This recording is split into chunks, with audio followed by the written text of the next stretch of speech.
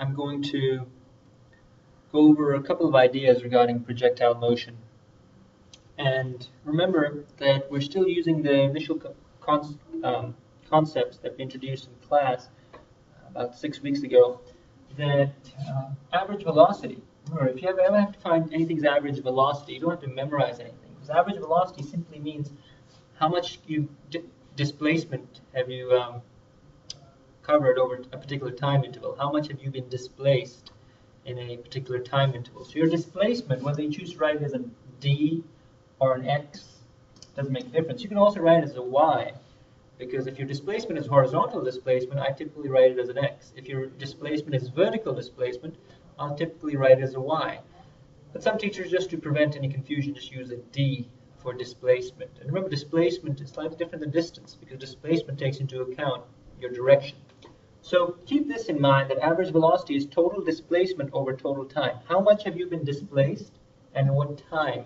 How long did it take you to be displaced, that amount? The other thing you got to remember is that average velocity, if there is a constant acceleration isn't changing, and we're dealing with gravity all the time on the vertical axis, so that acceleration is constant. So when acceleration is constant, average velocity can also be determined by taking the sum of your final and your initial velocity and then dividing it by 2, just like you would take the average of any two numbers. You would add them together and then you divide by 2. So these aren't equations that you have to memorize. You just have to keep in mind that they are logical concepts. So keep these two in the back of your mind today when we discuss projectile motion. You don't have to memorize it, just ask yourself, what is average velocity? How is average velocity related to your initial and final velocity? And it's simply the sum of the two divided by 2. And how is it related to displacement and time? Simply displacement divided by time. That's how you get meters per second, or kilometers per hour, or miles per hour, because it's displacement over time. The other concept you have to keep in mind is the idea of acceleration. Once again, you don't ever have to memorize the equation of acceleration. You just have to ask yourself, what is acceleration? And when I ask myself what is acceleration, the answer comes up is that acceleration means I'm changing my speed. I'm changing my velocity. Because when I'm on the highway and I accelerate, I'm speeding up. Or if I have a negative acceleration, I'm slowing down. In that case, negative acceleration would be a deceleration. But I don't like using the word deceleration, because remember, the negative acceleration just means the acceleration is in the opposite direction of my original motion. So I like the idea of negative acceleration and positive acceleration. So the idea is that acceleration is a change in my velocity, and it's a rate of change. So things don't change immediately, they take a little bit of time. So the idea is that acceleration is a change in velocity with respect to a change in time. And in math class, we were taught that change is denoted with a delta. If you want to write the word change out, feel free. I just think it's simpler to use a symbol to describe a word. So delta V over delta T, a change in velocity over a change in time. Now, if you want to go a little bit more in detail, you've got to ask yourself, well, what did my math teacher teach me? What does a change mean? A change means a final value minus an initial value. So in our case, if our velocity is changing, it's final velocity minus initial velocity over the time. Now you can write the change in time as t final minus t initial, but if your t initial is 0, then you don't have to write your t initial, you just write your time. That's the amount of time it took for your velocity to change. So once again, you don't have to memorize anything, just ask yourself what these concepts mean to you, and you can derive these equations. The other equation that you've constantly seen regarding velocity and acceleration is simply you take your acceleration equation and you rearrange it. You can rearrange this 4 different ways, but one of the ways that you see often being rearranged is this. Once again, it's not a memorization idea, it's just these variables have been rearranged to solve, instead for A, they're being solved for Vf. You take the t over by multiplying both sides by t, that's how you get the AT together. And then you add both sides, you add a VI to both sides, that's how the VI comes into play over here, and then you solve for Vf. So you can rearrange this equation many different ways. You can rearrange this equation for t and say t is equals to Vf minus Vi over A. So it doesn't really make a difference. Either case, this idea is simple. It's about acceleration, it's about velocity.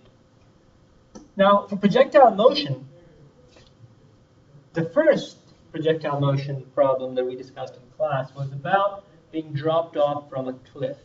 So, for example, it's a horizontal cliff, and this ball is being dropped, it's being shot out horizontally. So there's this object being fired horizontally. It has a velocity in the x direction. And just like the log of pro activity in the previous video taught us that the x velocity is not going to change that much because air resistance is not going to play that much of a role in our experiments in the classroom. And in fact, in these problems, we can just neglect air resistance. So the x velocity will stay the same.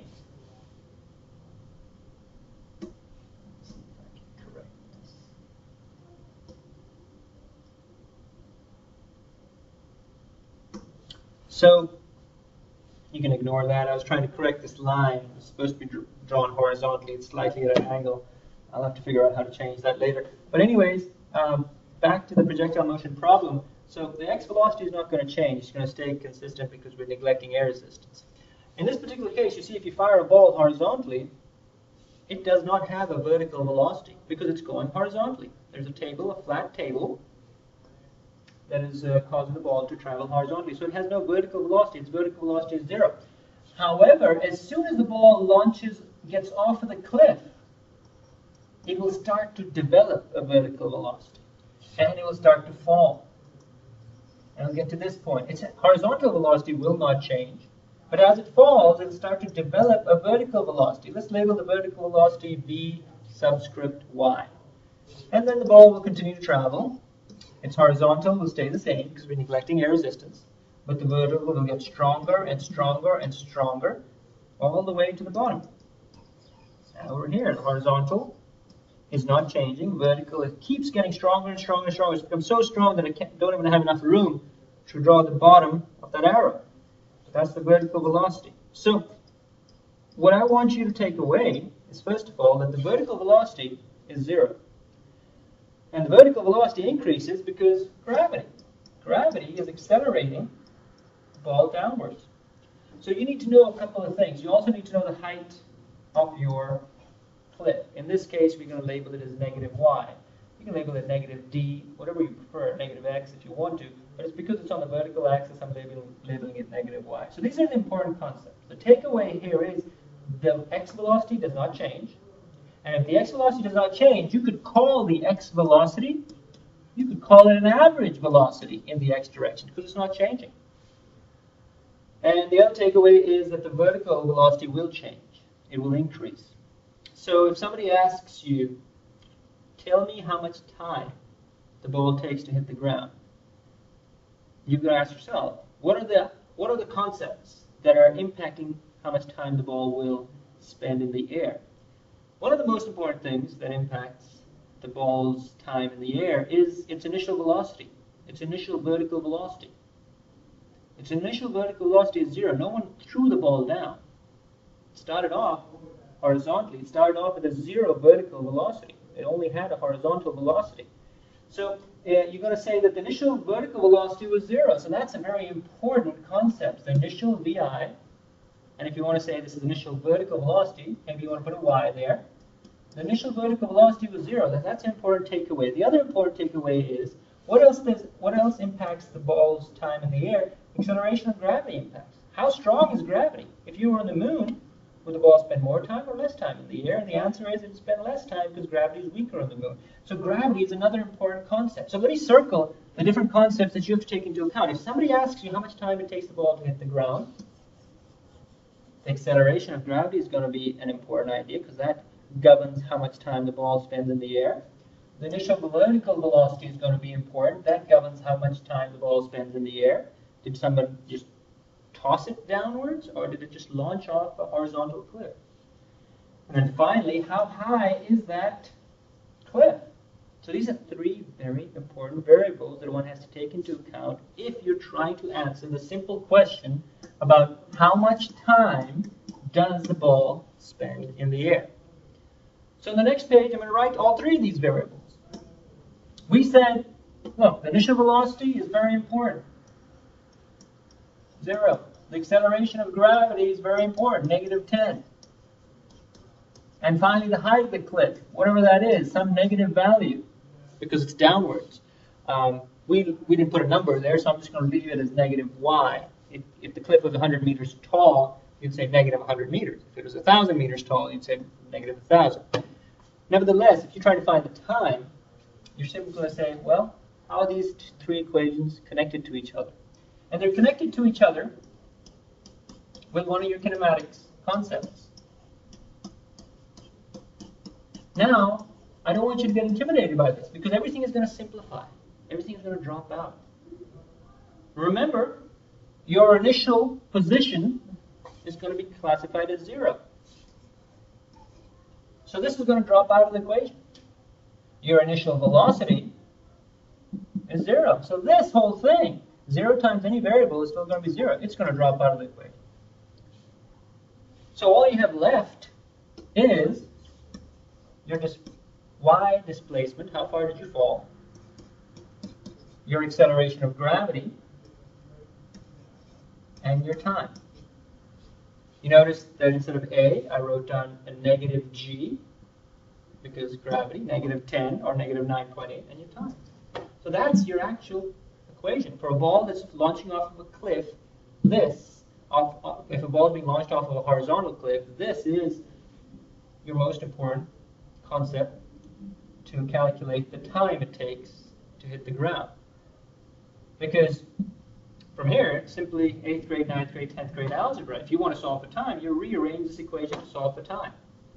It's pretty straightforward. You take the 2 over by multiplying both sides by 2. That's a negative because it's the ball was falling down. I forgot to put the negative in there.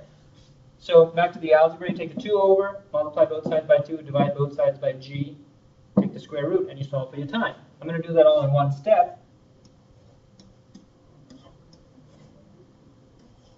So that's how you find the time it takes the ball to hit the ground. The negatives canceled out, the negative displacement downwards, and the negative acceleration of gravity canceled out, so the negative disappeared. Good, because we don't want to put a negative underneath the square root sign. And this is your square root sign. There's a 2, and there's a 2 times the displacement divided by gravity gives you the time. So the cliff gets taller, the ball spends more time in the air. Gravity gets stronger, the ball spends less time in the air. You notice the displacement of the cliff, the height of the cliff is directly related to the time, and the acceleration of gravity is inversely related. In fact, it's the square root. So if you double the displacement, if you took the cliff, instead of 100 meters, you made it 200 meters, the ball won't spend twice as much time in the air. It'll spend square root of 2 times more time in the air. So it'll increase by a factor of square root of 2, because if you double this variable, the time will change by a factor of square root of 2. If you doubled gravity, if you went to a planet where gravitational acceleration was greater, that doesn't mean the time will become half because you've got a 2 in the denominator. No, it just means the time will decrease by square root of 1 over 2. So square root of half. So these are important concepts that you want to keep in mind when you're talking about projectile motion. Back to my diagram. Time for a horizontal ball can be determined using your equation 2 displacement divided by gravity. Now, the other important thing is this. What is the difference between a ball falling horizontally, because it just takes into account the displacement of the ball and gravity, and a ball just being placed here, being held here, and simply being dropped straight down instead of being launched horizontally? So a ball that's just placed, imagine a ball I'm holding, and I let it go. Well, that ball is also going to have a vertical velocity of 0 because I was holding it in place. Just like the red ball, it has a vertical velocity of 0. And if I let go of this black sphere and it falls, it'll start developing a vertical velocity also. Very similar to the red sphere. So what's the difference? And once again, the vertical velocity is so strong, I'm running out of room. I can't even draw the bottom of the arrow. So what's the difference between the vertical velocities of the black sphere and red? None. So keep that in mind. If you're ever asked to find the vertical velocity of the red sphere, treat it like a black sphere falling straight down. Initial velocity 0, acceleration of gravity negative g, displacement negative y.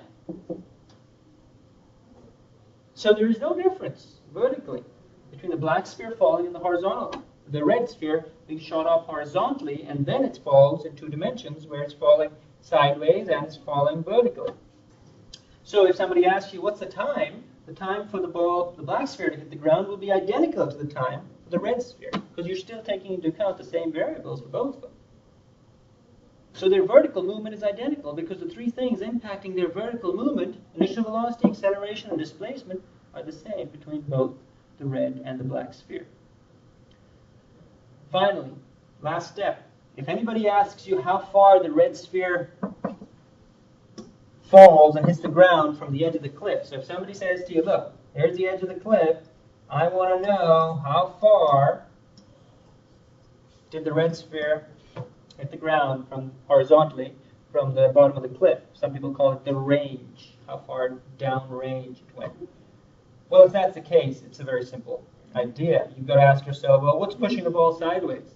Is it the vertical velocity or is it the horizontal velocity? Common sense dictates that the ball's going sideways, so the vertical velocity is responsible for pushing the ball sideways. Well, the horizontal velocity is responsible for pushing the ball sideways. So did the horizontal velocity change? And the answer to that is no, because we're neglecting air resistance. So the horizontal velocity stays the same. And what is your horizontal velocity? Well, it is what it is. It may be 5 meters per second sideways, 7 meters per second sideways, 30 meters per second sideways. Whatever that velocity is, that velocity is going to impact how far the ball falls sideways, depending on how much time did you give that horizontal velocity to push the ball sideways. So once again, if anybody asks you the range, how far the ball falls from the bottom of the cliff, the only 2 things you have to take into account is how long did the ball spend in the air and what is its horizontal velocity.